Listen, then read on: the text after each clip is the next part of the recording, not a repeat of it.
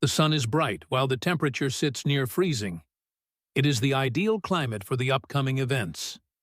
The heavens are open, and the wind is sharp, creating that specific January feeling in the capital where everything seems acute, centered, and authentic. No overcast remains, no fog exists, only pure visibility. Yet the oxygen weighs heavily this afternoon, more burdensome than customary, shaking with stress. Donald Trump takes his position behind the lectern, the golden emblem shining brightly in the cold sun. He wears a navy suit, likely a custom-fit Brioni. His crimson necktie signals authority, the sort that declares total command. The lapel pin featuring the national flag is tilted, yet he disregards such trifles while occupied entirely with victory. His self-assured grin has altered this morning, however. It is more than self-assured, it is hunting, resembling a great white sensing a wound nearby. Behind him stands the executive wing with its pale pillars and traditional design, representing national strength. Lenses appear in every direction, scores of them, exceeding the standard count. All the significant broadcasters are present. CNN has deployed 3 complete units including hosts, directors, and engineers. Fox has assigned 5 teams, for they anticipated the magnitude of this event. MSNBC dispatched their whole correspondent group. International outlets like Al Jazeera, the BBC, Reuters, the AP, and AFP have arrived. This event is global in scale. It is urgent reporting. Representative Ilhan Omar is positioned at the flank, on the left, roughly 15 feet from the president's stand. She is sufficiently near to appear in the shot, close enough to listen to every word, and near enough to face embarrassment. She is a Democrat from the North, the 5th District, Minneapolis. A part of the squad, a liberal symbol. She attempts to appear assured, strives to look powerful, but she is unsuccessful. Her fingers grip one another before her torso too firmly, making her joints pale. She realizes the media did not come merely for the embezzlement story. They arrived for the carnage, the firing, and the turmoil in her town. Trump approaches the audio equipment and lowers it a fraction. He stands 6'3", so the device is typically too tall. He performs that recognizable motion, that theatrical hesitation. He gazes straight into the lenses, then gradually rotates his frame to confront Omar. The quiet is overwhelming. Prior to starting, Trump states, his tone deep and threatening.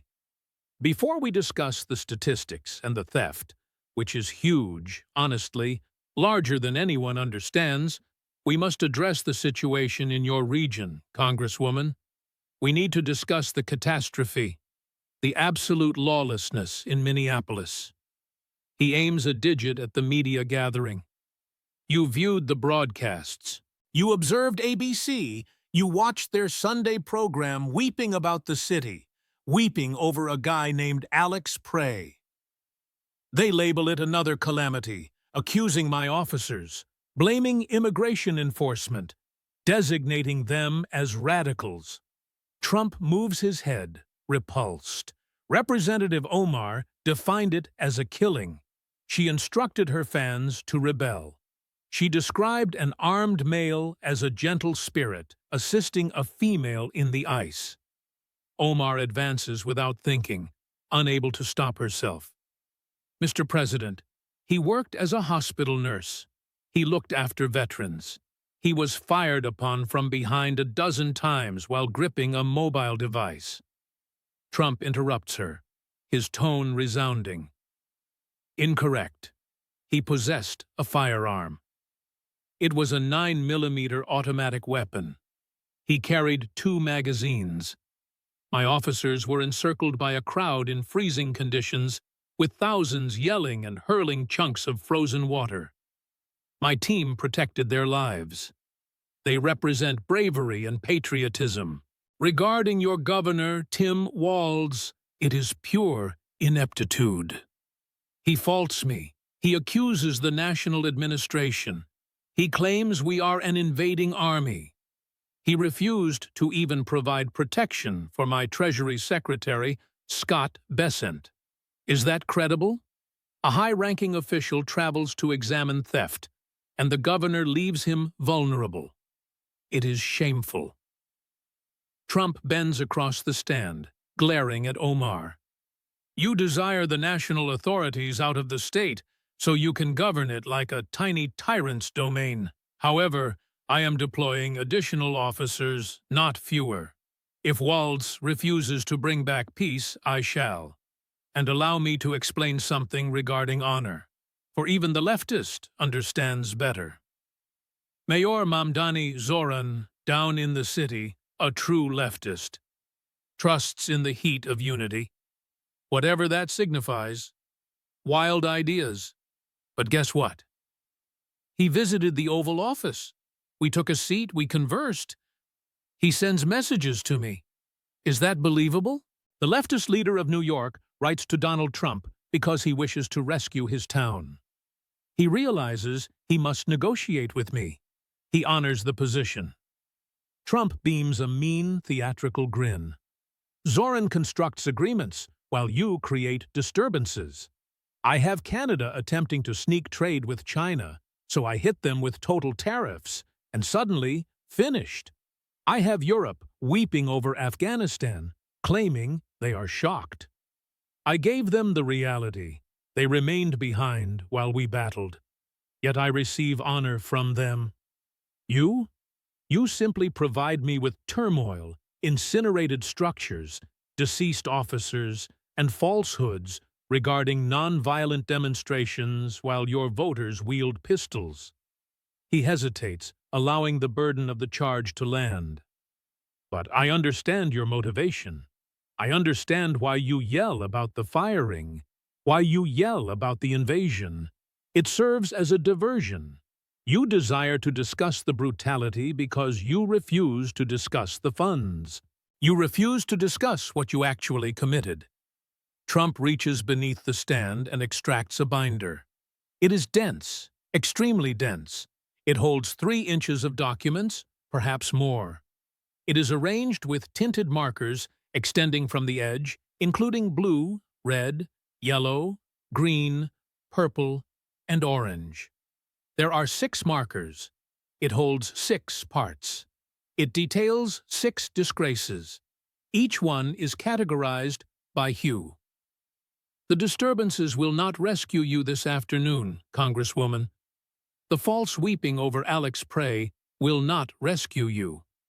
Mayor Mamdani is not present to rescue you. It is merely you and myself and the statistics. He unlocks the binder, and the noise of pages flipping resonates in the garden. We are gathered to declare Operation Clean Plate. It is a major national inquiry, a massive examination. It involves multiple bureaus, including the FBI, the tax agency, the Treasury, and Justice, all functioning in unison. It is the largest probe in national history regarding assistance theft, youth food theft, virus theft, and outbreak theft. It is occurring right this moment in Minnesota. It has been occurring for years beneath everyone's vision. $1 billion. That is billions starting with a B, perhaps higher. No one understands the complete scope currently. My detectives state it might be even greater, perhaps 2 billion. We shall see. Pilfered, taken from the nation's youth, from starving kids who required meals, from the public, from diligent citizens, taken from you, taken from your kin, from every citizen who settles their dues truthfully. He halts. He lets that figure absorb. He lets it exist. 1 billion starting with a B. That equals 1,000 millions. The lenses tighten on his visage. He is grave now. He looks like a leader. It is the commander visage. This is not campaign Trump. This is the president. I have asked Congresswoman Ilhan Omar to be present. He signals to her with his left palm. She attempts a strained grin, coerced and awkward. The lenses instantly sweep to her and tighten. High-resolution, powerful zoom glass, capturing every tiny reaction. She serves the 5th District, the city and nearby zones, where the majority of this theft happened. Where outlaws established false nutrition centers. Where deceivers built fake corporations. Where individuals pretended to nourish kids who were not real. Where hundreds of millions of funds vanished. Where minors went starving while outlaws purchased estates, expensive vehicles, BMWs, Mercedes, gems, and voyaged to Dubai, all on public funds. Trump's tone becomes firmer. She also backed the law that allowed this theft. She made it feasible. She made it simple. The Meals Act of 2020. It was her statute. Her signature is on it. She was the initial backer. It was her law that reduced supervision on national youth nutrition initiatives, that made it simpler to request payments, that lowered inspections, that eliminated protections. It was her statute. Omar's grin vanishes entirely, wavering for only a moment. But the lenses record it. Every camera, every perspective catches it. Her attorney, positioned behind her barely out of the shot, attempting to remain unseen, stiffens. His upper back becomes hard. This was not the strategy. This is not what they negotiated with the Chief of Staff 3 days prior.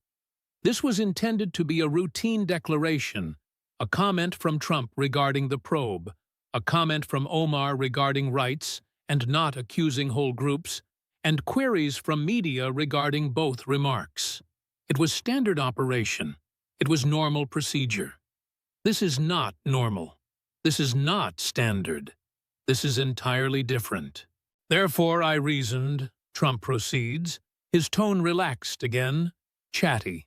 Prior to us making the formal declaration, prior to hearing the representative's written remark protecting her group, prior to entering the usual debate, I ought to ask her a few queries. Presidential inquiries, significant inquiries, queries that require responses, queries that the public is owed answers for, queries that have been disregarded for too long, queries that the press refuses to pose because they are occupied shielding her. He gazes straight at the media gathering with that final sentence. He looks directly at the main CNN correspondent. She moves in her chair, ill at ease. He is exposing them, exposing their prejudice, their defense of Omar, their unwillingness to pose difficult queries, and he is performing it on live broadcast before millions. Omar's grin is entirely absent now. Her visage is blank. She is attempting to hide feelings. She is attempting to hide dread. She is failing. Her fingers are gripped harder, joints pale, now noticeable. Her attorney behind her offers a tiny signal, a shake of the head indicating she should not respond, but there is no alternative. She is already present. She is already in the garden. She is already on film. It is too late to depart. Congresswoman Omar, Trump states, his tone welcoming, nearly hot. I appreciate you being present. I appreciate you arriving. You were not required to attend. You could have remained in your bureau on the Hill, could have released a typed remark, could have dispatched an assistant, could have refused the request. But you arrived. You appeared. That is extremely courageous. Very courageous. I honor that. I truly do. Therefore, let us converse. Let us have a genuine discussion. No prepared lines, no written remarks. Genuine speech. Regarding your Meals Act.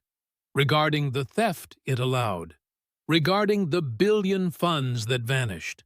Regarding your election staffer who is currently a jailed felon sitting in federal confinement. Regarding your strange millions that materialized from thin air.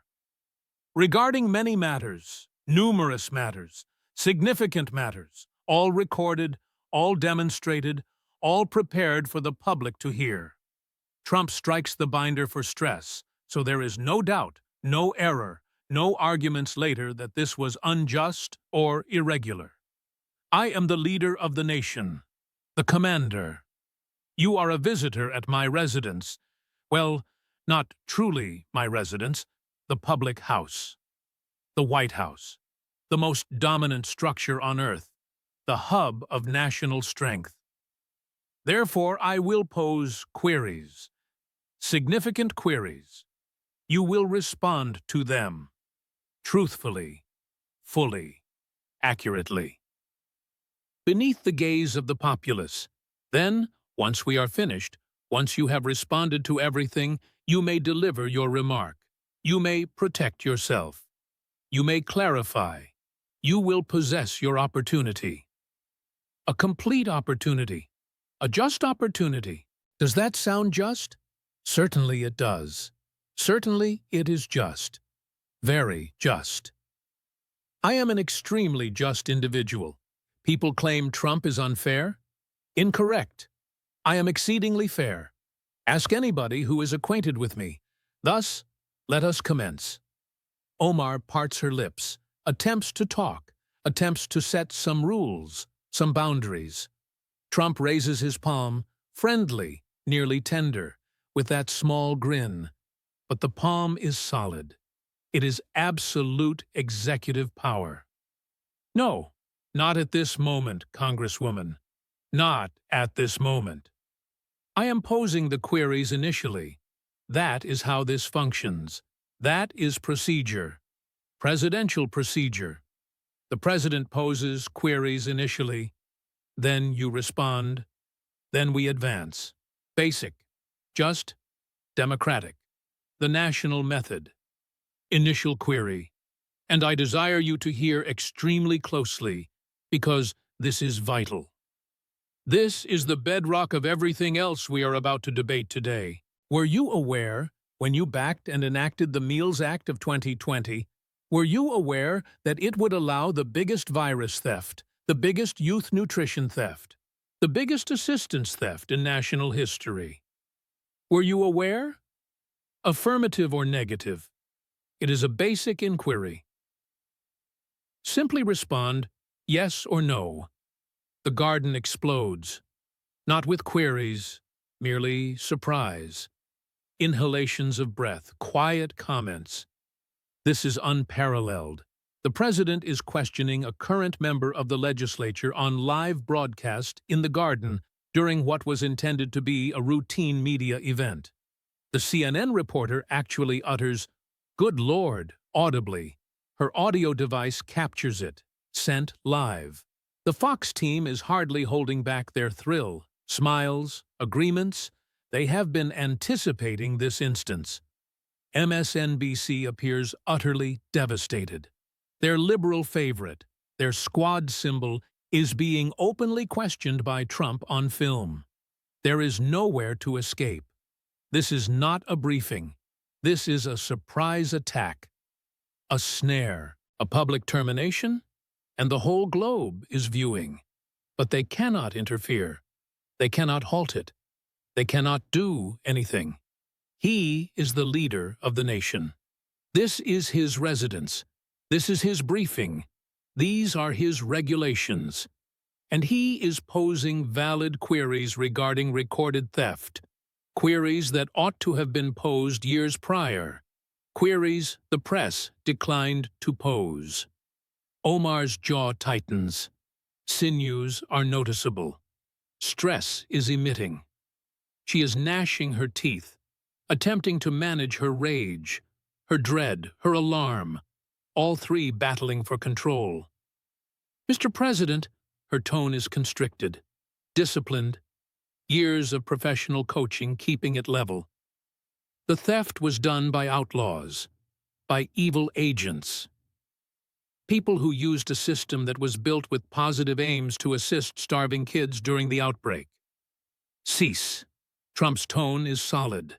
Not furious, not noisy, just solid. Definitive. The tone of a man who has been in command his whole existence. A man who has terminated thousands of individuals. A man who has managed companies valued at billions. A man who understands how to lead. Halt right there. That is not a binary response. That is not a response at all. That is a diversion. That is a prepared line. That is what your team arranged for you to utter. I did not inquire about the outlaws. I did not inquire about positive aims. I did not inquire about the outbreak. I posed a basic query, affirmative or negative. Allow me to attempt again. I will proceed slower this time. I will make it extremely plain. Your law, HR, whatever figure it was, your statute, the Meals Act of 2020, the law with your signature on it as main backer. Were you aware, at the moment you drafted it, at the moment you backed it, at the moment you balloted for it, were you aware it would be utilized by outlaws to pilfer $1 billion from national kids? Did you realize that would occur? Yes or no? 2 choices. Select one. Omar attempts again, a distinct tactic. I cannot be considered personally liable for how outlaws decide to abuse, so that is a negative. Trump interrupts her, conclusive. You are stating no. You were unaware. You did not realize your law was poorly composed, did not realize it lacked protections, did not realize it eliminated supervision, did not realize outlaws would utilize it. You were unaware. All right, fine. Thank you. We are achieving headway here, genuine headway. Now we possess your response on file. You were unaware. That is either ineptitude, meaning you drafted a law so poorly structured, so badly conceived, so missing in fundamental protections that it allowed $1 billion in theft, or it is a falsehood, meaning you did know. You realized precisely what would occur, and you permitted it to occur anyway, because it helped your group, your voters, perhaps even you personally. We will determine which one it is. We possess detectives. Many of them, FBI, very skilled at their tasks. Tax agents, likely the finest detectives on earth. Treasury Finance Unit. They are all examining this extremely closely, extremely completely. They will discover the reality. Believe me, they always do. Trump opens the binder. The first blue marker, the theft chapter. Scores of sheets, papers, findings, graphs, proof. All arranged, all prepared, all destructive. Subsequent query, he recites from a paper. Your election officer, your political backer, your companion, a man named Gwad Hashi Say S. Aid. He labored on your drives, numerous drives, appeared at functions with you, many functions. Donation dinners, local gatherings, political meetings. You captured images together, many images, grinning together, appearing very amiable, very intimate. Do you recall him? Do you recall Gwad? Omar dips her head slightly, barely visible, but the lenses record it. Fine, fine, you recall. That is good. Because Gwad has been found guilty in national court, admitted guilt, guilty, confessed it, admitted to the whole thing. 3.2 million in theft, 3.2 million utilizing a false nutrition site, deceiving about nourishing kids, generating bogus food logs, stating he was nourishing 5,000 kids daily. 5,000 every single day. Except the kids were not real. The site was not real. The meals were not real. Nothing was real except the funds, federal funds, public funds, your funds, America. He pilfered it, kept it, used it on himself, on expensive items, on his way of life. And you know where he resides right now? Quad? Right now, at this exact second? Federal confinement. Where he should be. Where outlaws should be. Trump raises his eyes from the paper, gazes straight at Omar. That glare. The glare that made builders anxious, that made rivals collapse, that made staff admit. That penetrating Trump glare. My query, and this is highly significant, likely the most significant query so far, did you realize he was pilfering? Did you realize your election officer, your backer, your companion, was doing federal theft? Did you realize he was taking from kids? Yes or no? The lenses zoom tightly on Omar's visage. Extreme detail. The tint is leaving visibly. You can observe it occurring in the moment. She went from a healthy tone to gray, ash gray, the hue of dread, of shame, of being discovered. Realization is taking hold. Complete comprehension washing over her visage. This is not merely about theft in Minnesota. This is not merely about the Meals Act. This is regarding her funds, her offenses, her rot. This is regarding everything. Every disgrace, every falsehood, every stolen dollar. And Trump possesses it all.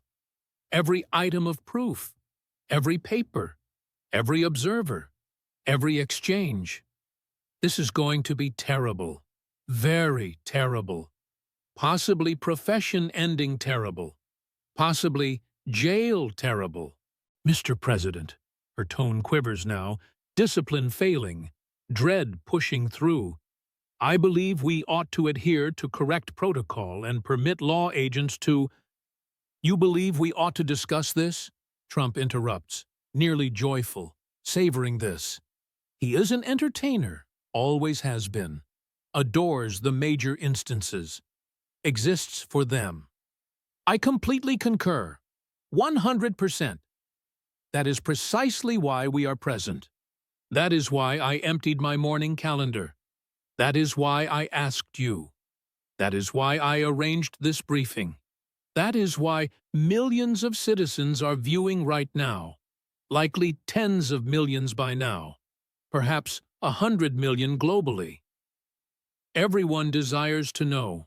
Everyone has a right to know. Historic audience, likely the top-rated briefing in history. We are creating history here. So respond to the query. Did you realize your election officer, the man in your images, at your functions, backing your drives, was taking millions of dollars from national kids? Yes or no? Silence, total silence. 5 seconds. 10, 15, 20. The only noise in the garden is the snapping of shutters, the quiet mechanical sound of professional cameras, the soft movement of journalists adjusting in their chairs. Someone clears their throat, attempts to hide it, fails. That is it. That is all. The press gathering does not know where to gaze. This is hurtful, clumsy, savage, like viewing a vehicle collision in reduced speed. Even the CNN journalists look ill at ease. This is their political friend being ruined, but they cannot look away. No one can look away. 30 seconds. 40. Omar still has not responded. Cannot respond. Either response ruins her. Yes implies she realized, and did nothing. Protected an outlaw, joined in theft.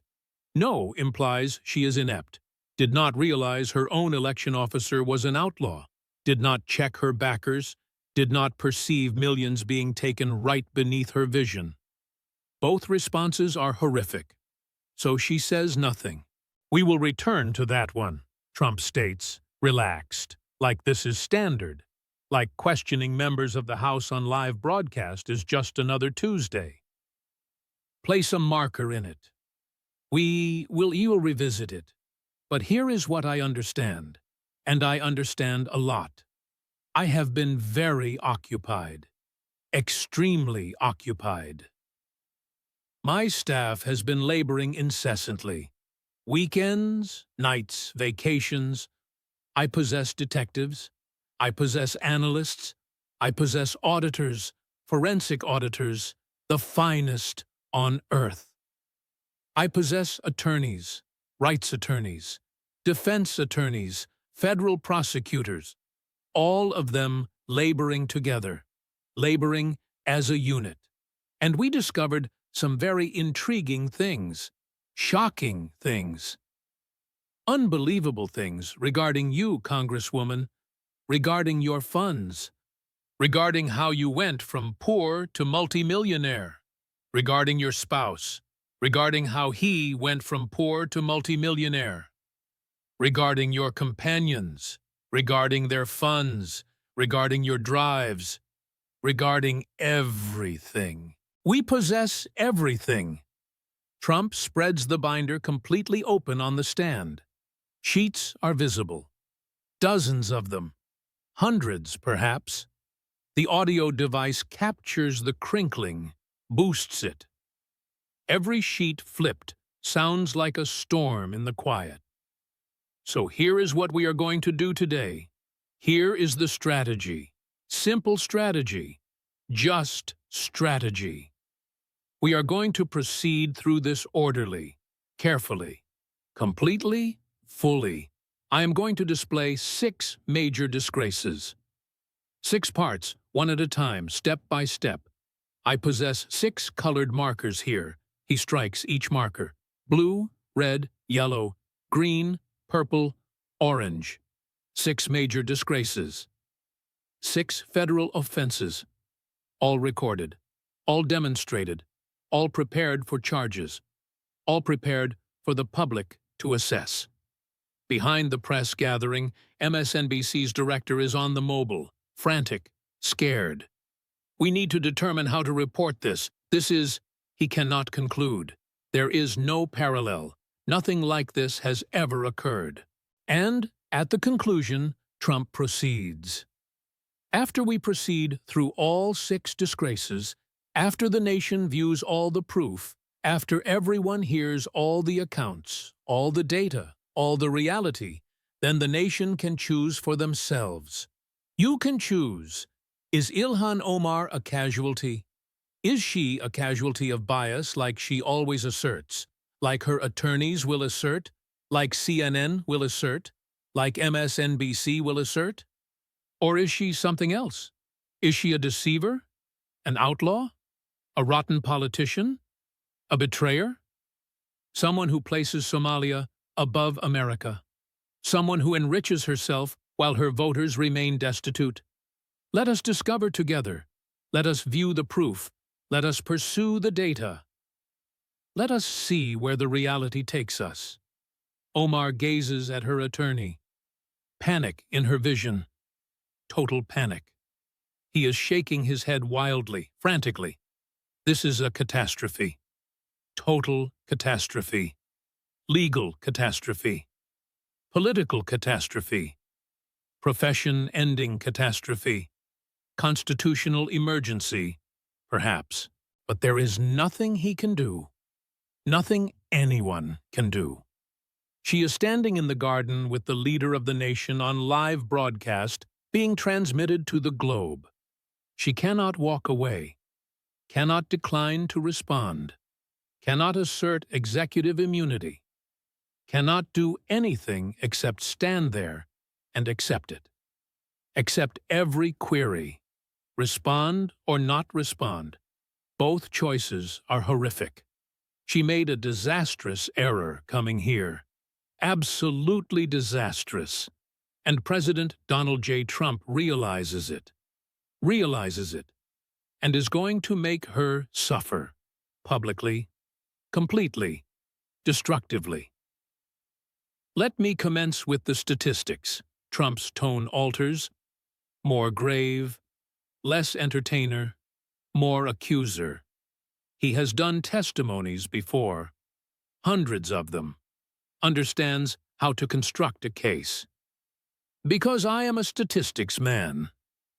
Always have been. My whole existence, my whole profession, constructed everything on statistics, structures. Companies, agreements, gains, deficits, ledgers, revenue sheets, cash movement. I know statistics. I comprehend statistics. I honor statistics. And here is what I know regarding statistics. They do not deceive. People deceive. Politicians deceive. Especially politicians are expert deceivers. But statistics? Statistics speak the reality. Always. Every single time. You cannot twist statistics. You cannot distract with statistics. Statistics simply exist. The Meals Act. H.R. 6836, presented April 23, 2020, during the virus, during the outbreak closures, when schools were shut, when kids were home, when households were fighting. Primary backer, Representative Ilhan Omar. Co-backers, Ayanna Pressley, Jamie Raskin, a few others. But your name first. Your law, your creation. Passed the House in May, passed the Senate in June, signed into law July 15, 2020. Aim, according to the law text, to provide adaptability to guarantee access to food during the pandemic. Noble aim, lovely aim, assisting starving kids. Who could be against that? Who could resist feeding kids during an outbreak? He hesitates, looks up from the paper, straight at Omar. That accuser glare. Except that is not what occurred. That is not what it actually did.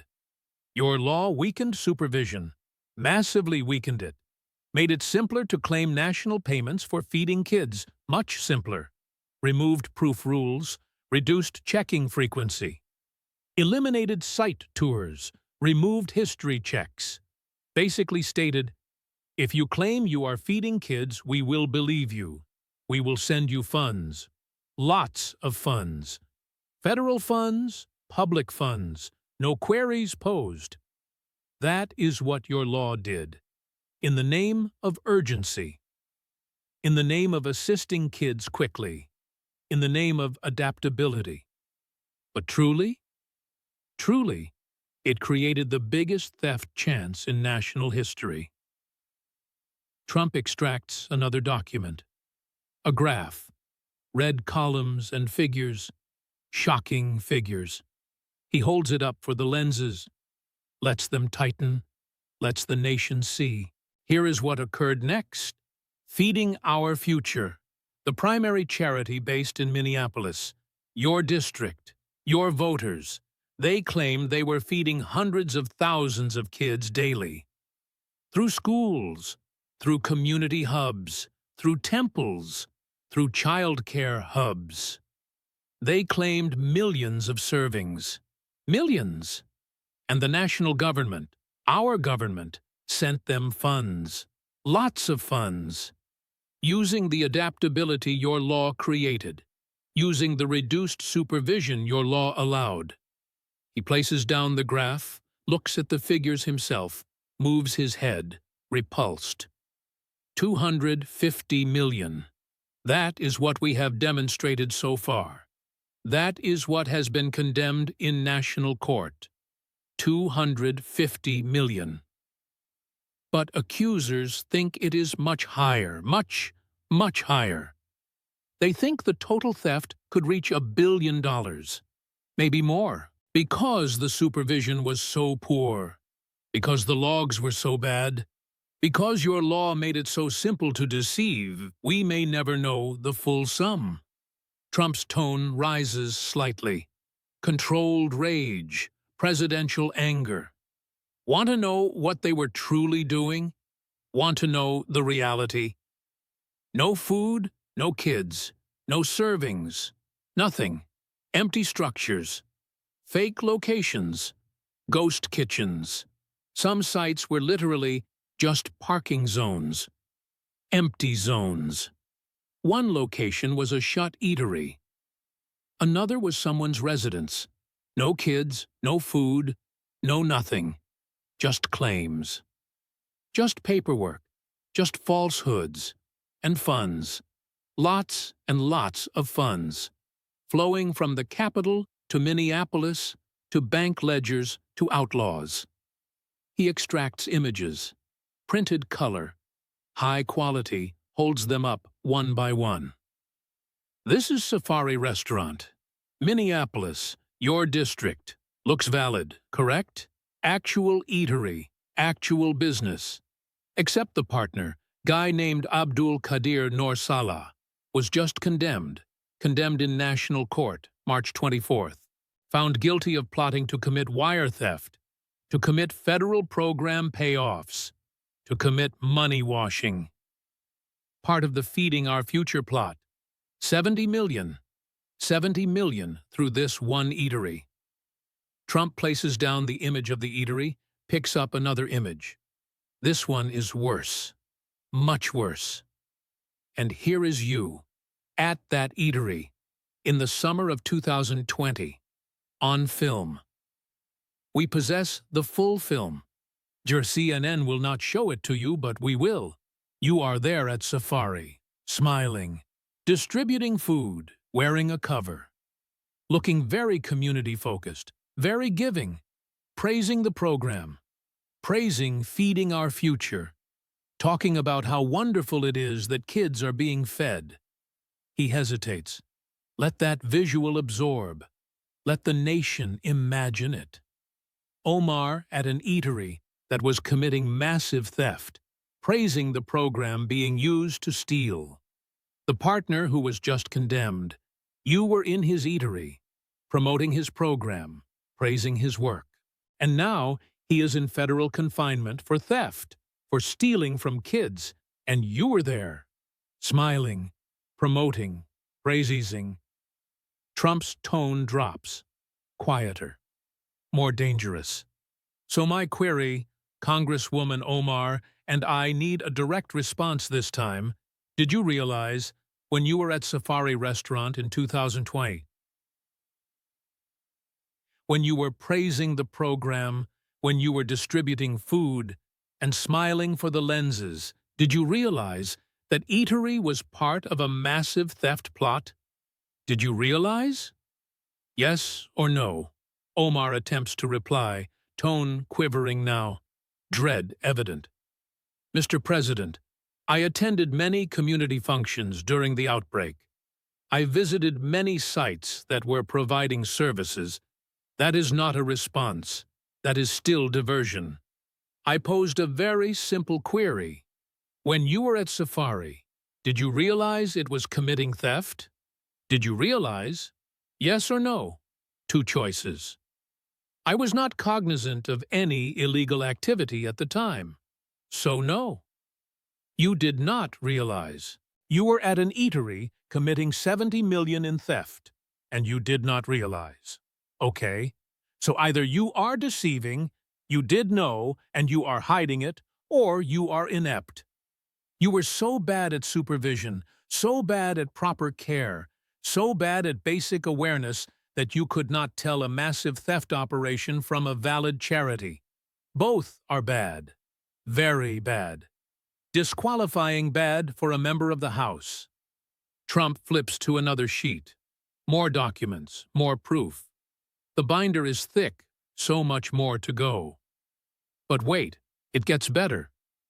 Much better. Because Safari was not the only link, not even close. Let me tell you about your election officer, your political backer, your companion. He extracts an image. Large 8 by 10, color, high quality. Omar and a Somali man both smiling. Big smiles. At some kind of function. Election function, maybe. Community function. They look close, friendly, connected. Gwad Hashi Say. Remember him? We talked about him briefly earlier, but let us go deeper. Let us truly examine this bond. Worked on your drive. Drives. Multiple drives. 2018, 2020, 2022. He was your field coordinator, your community link. He organized Somali-American outreach. Voters sign-up efforts. Get out the vote efforts. He was important to your operation. Very important. Essential, maybe.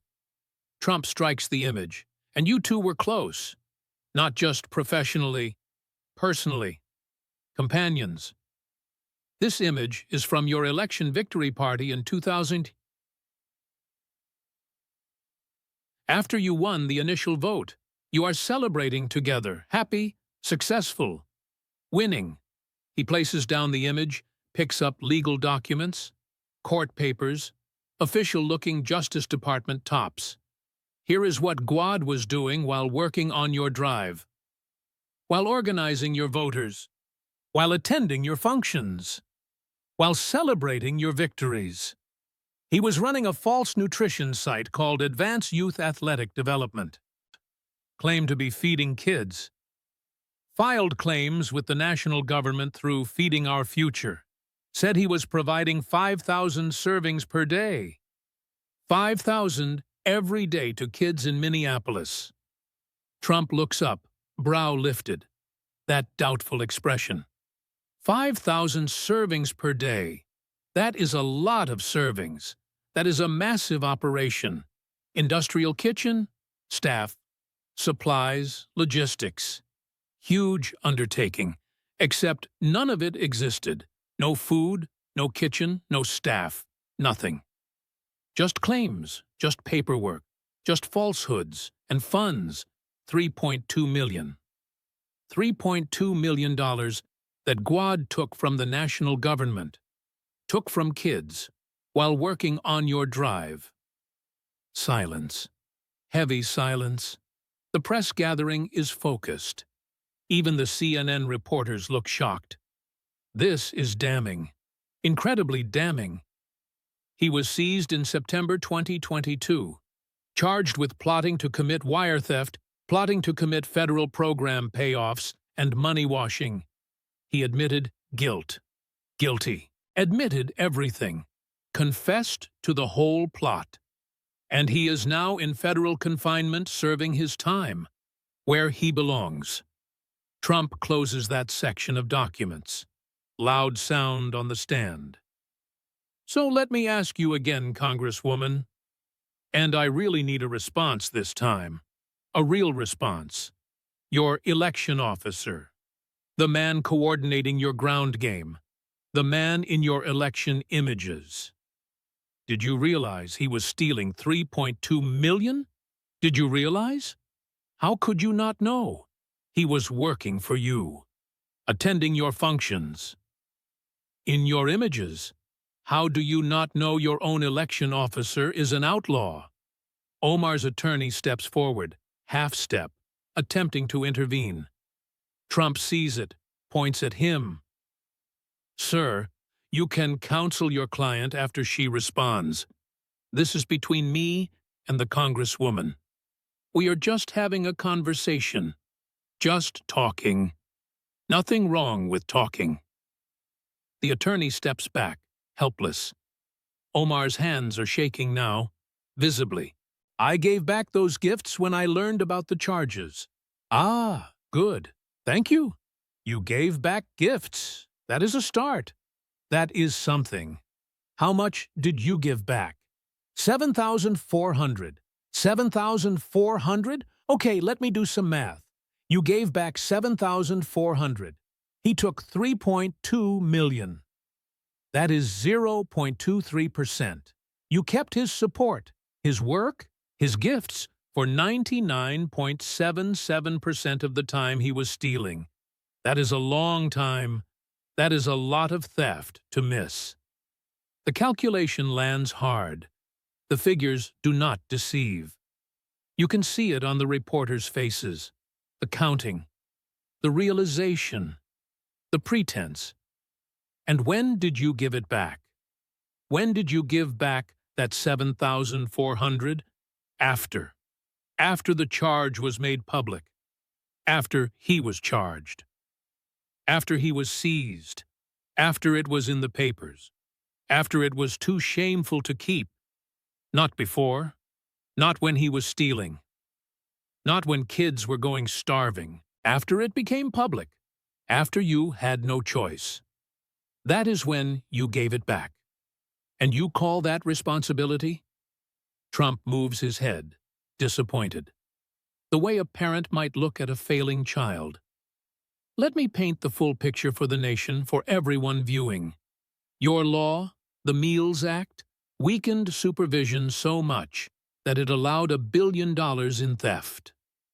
You attended functions at eateries that were committing massive theft. You praised the program being used to steal from kids. Your election officers took $3.2 million. You took his funds and support for years, only gave it back after he was seized. And now you want me to believe you realized nothing, absolutely nothing. You are either the unluckiest politician in history, surrounded by outlaws purely by chance, or you are deceiving. You knew. You participated. You benefited. Maybe you even gained. We shall see. My detectives are looking at that very carefully. He counts on his digits, one by one, making sure the nation sees, making sure the lenses catch every motion. 78 people charged, most from your district, most from your community, most Somali Americans. Your voters, your supporters, your fans, and you, the representative who is supposed to watch out for them. You allowed it with bad legislation. You celebrated it at theft sites. You employed outlaws, and you kept their funds until you got caught. Trump closes the blue-marked section. Final, definitive. That is theft disgrace number 1. The billion-dollar theft. Your law, your district, your supporters, your outlaws, your duty. And we are just getting started, not even close to done. Because the theft is just the first disgrace. Just the starter. Now we get to your funds, your strange funds, your millions that materialized from thin air. This is where it gets really intriguing. Really doubtful, really criminal. He flips to the red marker.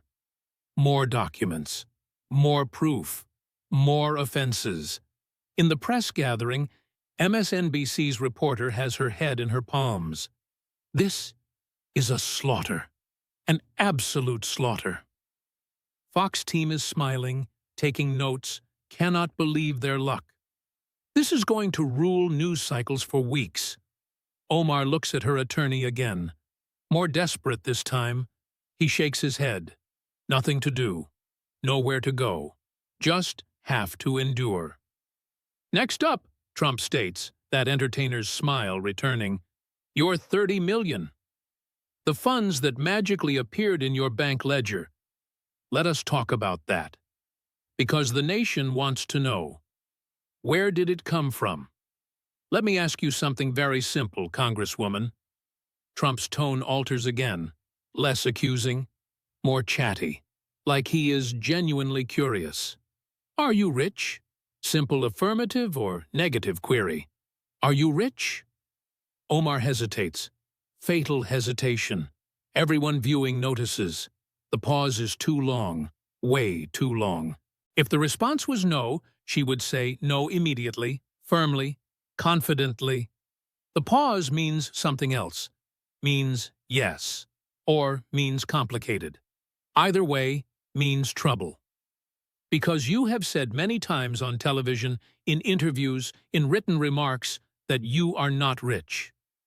You have said it a lot, many, many times. Quote, I am a laboring mother with school debt. I am not rich. That was February 2025, Business Insider interview. Your exact words, do you recall saying that?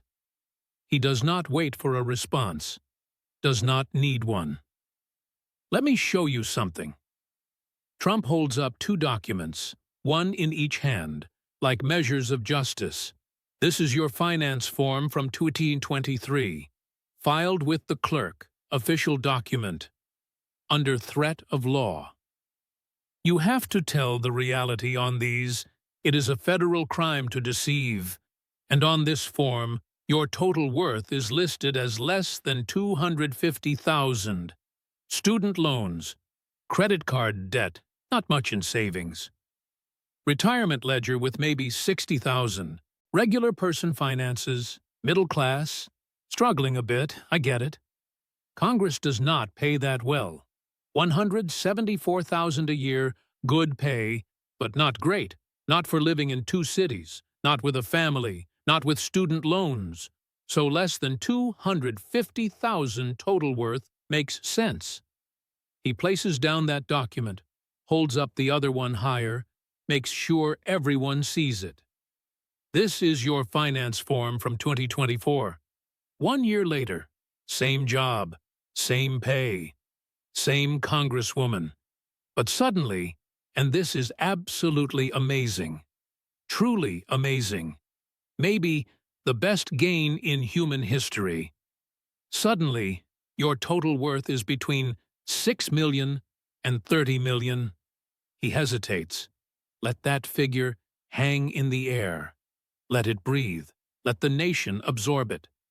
6 to 30 million in 1 year. On a congressional salary. That is not investment gains. That is not property growth.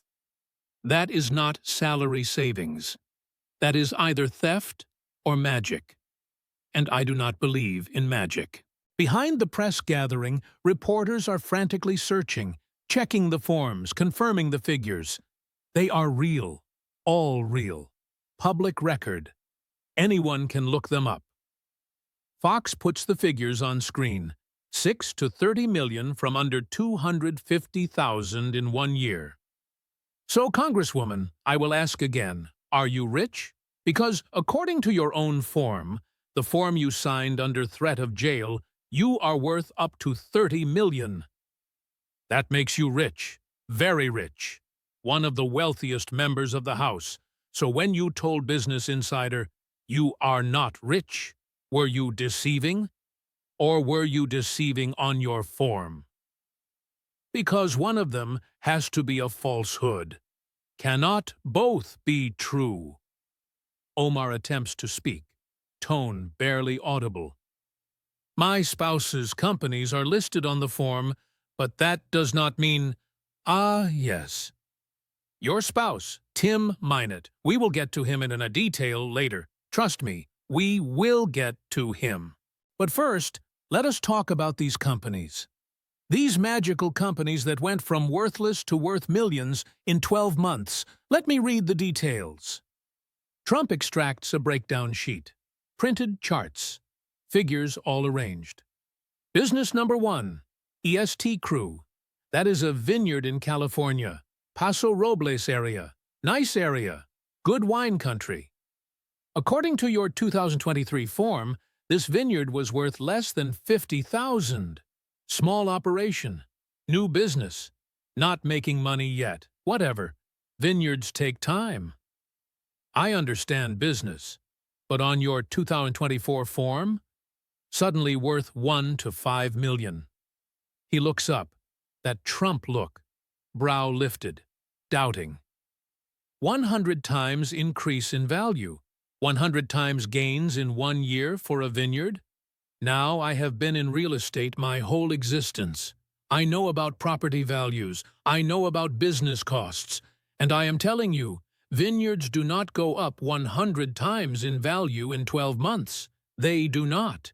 It does not happen. Not naturally, not legally. Trump extracts more documents, court papers, legal sheets. And here is what makes it really intriguing, really doubtful. Backers in this vineyard, actual backers who put in real funds, their life savings in some cases, they are suing. They filed suits. They say they lost everything. They say the vineyard is failing, cannot pay bills, cannot turn a profit, cannot deliver on promises. One backer said, and I am quoting from the court filing here, "We were cheated, promised gains that never came, promised success that never happened. Our funds are gone." He places down the court documents, looks directly at Omar. "So explain this to me. Help me understand. Backers say the vineyard is worthless. Say they lost everything. Say it is failing. But on your form, it is worth millions. How does a failing vineyard that cheated backers become worth millions? Someone is deceiving. Either the backers are deceiving, and they are deceiving under oath in court, which is a crime, or you are deceiving on your form. Which is it?"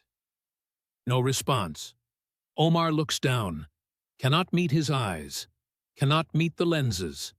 The posture says everything. "Business number 2, Trump proceeds, relentless. Rose Lake Capital. Venture money firm. Your spouse's firm. His and his partners. Now, this one is really special.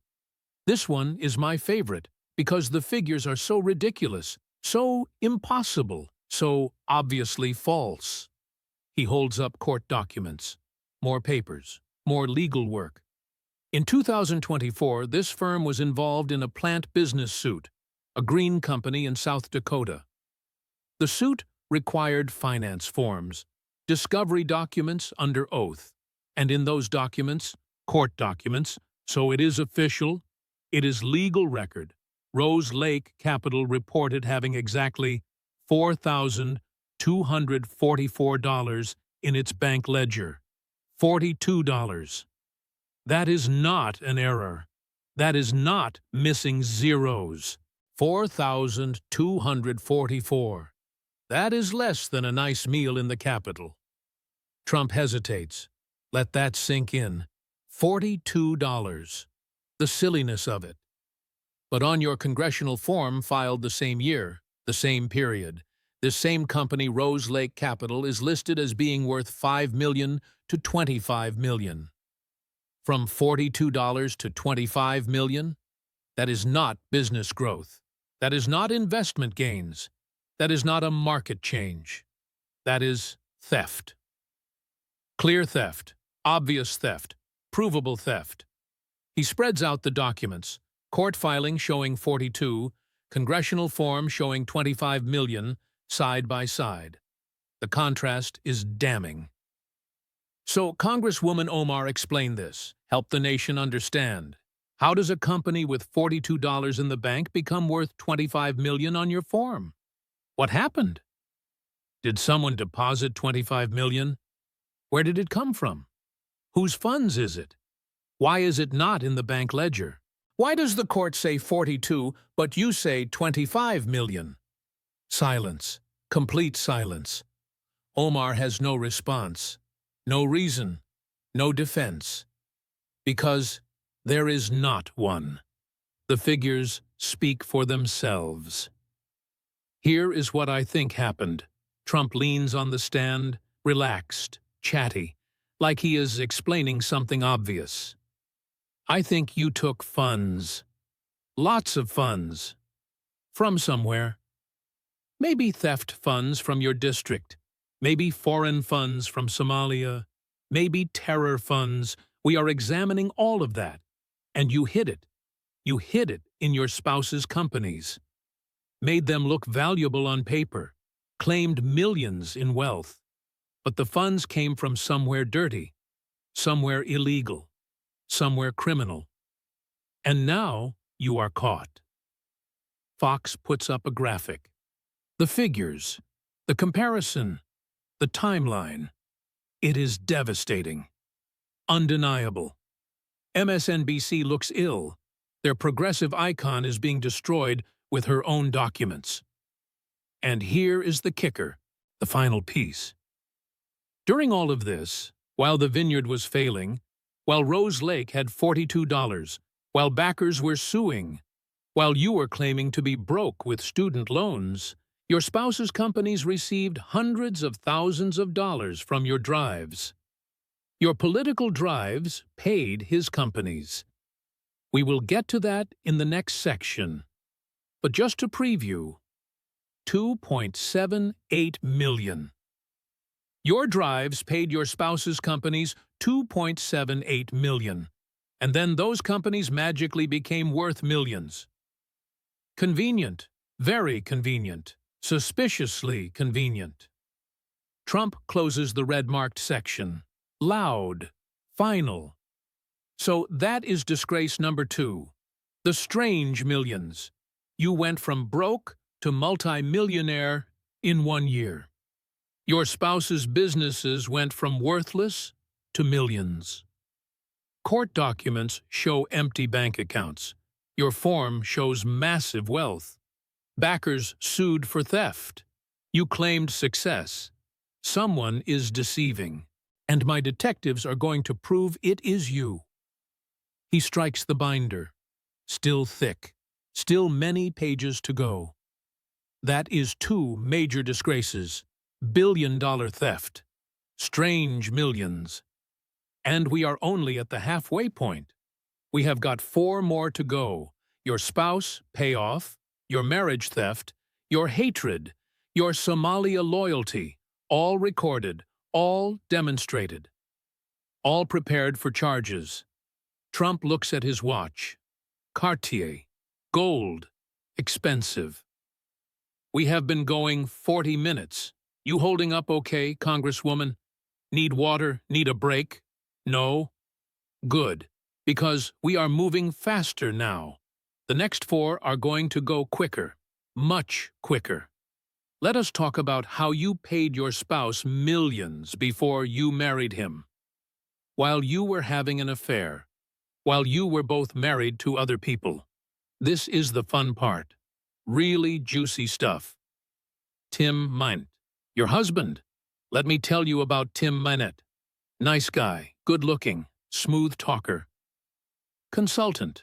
I do not know him personally, never met him, but I know about him. I know a lot about him. My team has done extensive research. Very extensive background checks. Finance records, travel records, everything. And what we found is very interesting. Very doubtful, very criminal. Trump opens the yellow marker. Drive finance records pile up. FEC filings, thick stack. The kind that shows where every single dollar goes. Every payment, every vendor, every exchange. Behind the press gathering, Fox puts up a graphic. Omar drive payments to spouse's firm. The figures are shocking even to people who thought they knew the story. Tim Minett ran a consulting firm called E Street Group. Him and his partner, guy named Will Haler. They did political consulting. The usual stuff. Digital ads, social ads, picture ads, text ads, donation emails, direct mail drives, voter outreach, data work. The standard drive services. And in 2008, your drive hired them. Your re-election drive paid them. A lot. A whole lot. More than any house drive should ever pay consultants. He reads slowly from an FEC report. Official document. Public record. $2.78 million. Almost $3 million for one congressional drive. One house race. In Minnesota. A safe Democratic district. A seat you were going to win easily. But you paid this firm, your future spouse's firm, $2.78 million. Let me put that in perspective. Average house drive spends maybe $2 million total. Total. On everything. Ads, staff, travel, everything. You spent almost $3 million just on one consulting firm. One firm, run by the man you were having an affair with. Trump looks up. That knowing smile. The one that says he is about to drop a bomb. Now here is the timeline. This is important. Follow along carefully. In 2019, you and Tim start working together. Traveling together. A lot. Your schedules match up perfectly. Same flights, same airports. Same cities, same hotels. Denver, Los Angeles, New York, Chicago, Seattle, all over the country together. Very close, very intimate. Lots of alone time. His wife, Beth Minette, notices. Of course, she notices. Wives always notice. She gets suspicious. Hires attorneys, good attorneys, expensive attorneys. And in her divorce filing, she says exactly what is happening. No vagueness, no doubt. Direct charge. He holds up divorce documents. Official court filings, public record. Anyone can look them up. Quote, from Beth Minette's divorce request, filed September 2019. Quote, defendant's travel and work hours appear to be related to his ongoing bond with Ilhan Omar. Not professional bond, not working bond. Ongoing bond. That is affair language. That is marriage-ending language. That is his wife under oath in court, naming you specifically as the reason her marriage ended. Blaming you, saying you destroyed her family. Trump places down the divorce papers. Dramatic, loud sound on the stand. Now, affairs happen. People make mistakes. Marriages end. I get it. I have been divorced. It happens. I am not judging personal lives. I am not the virtue police. But here is where it becomes my business. Here is where it becomes illegal. Here is where it becomes criminal. He extracts more FEC reports, more drive finance records, highlighted figures, yellow markers showing the payments. While this alleged affair is happening, while you are traveling together, while you are staying in the same hotels, while his wife is filing for divorce and naming you, your drive is paying his firm millions, $2.78 million. That is not just consulting fees. That is not market rate for services. That is something else. That is payment for silence, maybe.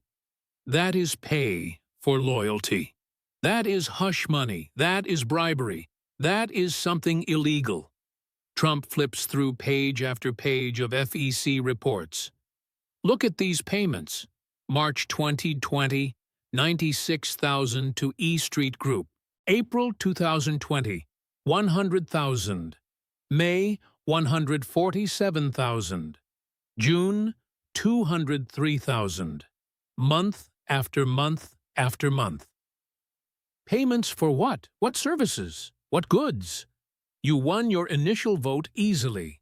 You won your general easily. Safe seat, no real competition. But you paid millions. He looks directly at Omar. That accuser's stare. The one from depositions, from court cross-examinations. So, my query, and I really need an honest response here. Did you pay Tim Minette millions to keep him quiet? To not talk about the affair? To stay loyal during the disgrace? Because $2.78 million is way too much funds for a house drive. Way too much. It is a doubtful amount. The kind of amount that makes federal detectives very, very interested. The kind of amount that gets people charged for drive finance violations. Omar attempts to respond, tone quivering. Mr. President, E Street Group provided valid drive services that were properly reported. Cease. Do not give me standard text. Do not give me attorney speak. I posed a simple query. Did you pay him millions because of the affair? Yes or no? Silence. She cannot answer. Both responses are disasters. After the disgrace breaks, after papers report it, after his wife's divorce filing becomes public, after everyone knows about the affair, suddenly you cut ties with E Street Group. August 2020. Just stop paying them. Clean break. Very convenient timing. Good looks. Smart politics. Makes it look like you are responding to criticism. Makes it look responsible. Trump's tone hardens. But then, just a few months later, March 2021, you marry Tim Minot. Make it official. Marry the consultant who got millions from your drive. Marry the man whose wife accused you of destroying her marriage. Marry the affair partner. And suddenly his businesses are worth millions on your finance form. The same businesses that were broke a year earlier. Very convenient, very doubtful, very criminal. He closes that yellow section. Loud, definitive. So that is disgrace 3. $2.78 million to your future spouse's firm while having an affair, while his wife was divorcing him because of you. Then you marry him. Then his businesses magically become worth millions. That is not love. That is money washing. That is drive finance theft.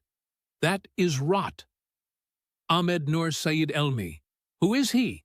That is the query everyone has been asking for years, and you have never really answered. Never directly, never honestly. Today you are going to answer. Trump extracts old marriage records, immigration documents, school records. You married Elmi in 2009, legal marriage, filed paperwork, made it official. Stayed married until 2017, 8 years. But here is the problem. Multiple problems. Educational records from the UK show Elmi's father has the same name as your father. Same exact name. He holds up the documents. Now, that could be chance. Somali names, common names maybe. Except you, Ahmed Hirsi, the guy you were with before, the guy you are with now, and Ahmed Elmi all lived at the same address, same house, together, in Columbia Heights, Minnesota. That is not normal. That is doubtful. Trump's tone hardens. And here is the smoking gun. Tax theft. Your tax returns 2014 and 2015. You filed jointly with Hirsi, but you were legally married to Elmi. Cannot file jointly with someone you are not married to. That is tax theft. Federal crime.